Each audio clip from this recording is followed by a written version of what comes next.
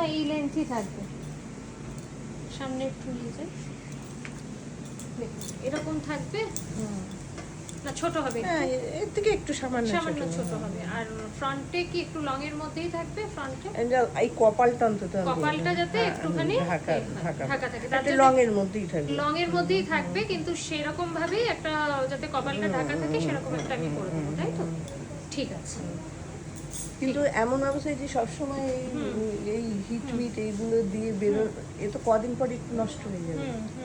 তা hit meet দিয়ে বেরো, আমার তো এই জায়গাটা কোনো কার্ভ মতো আছে, তো এটা কি থাকবে? হ্যাঁ, এটা তো আমি কাটিংটা এমন ভাবে করব যাতে এগুলো একটু কভারেজ হয়, ঠিক আছে?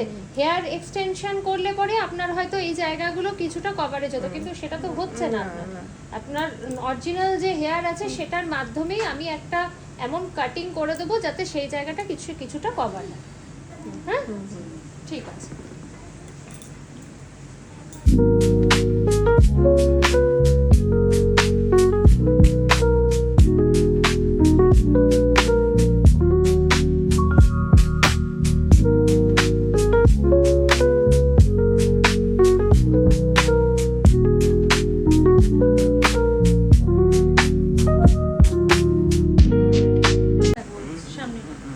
তাহলে এই জায়গাটা কভারেজ হচ্ছে, এই জায়গাটা কভারেজ হয়ে গেছে।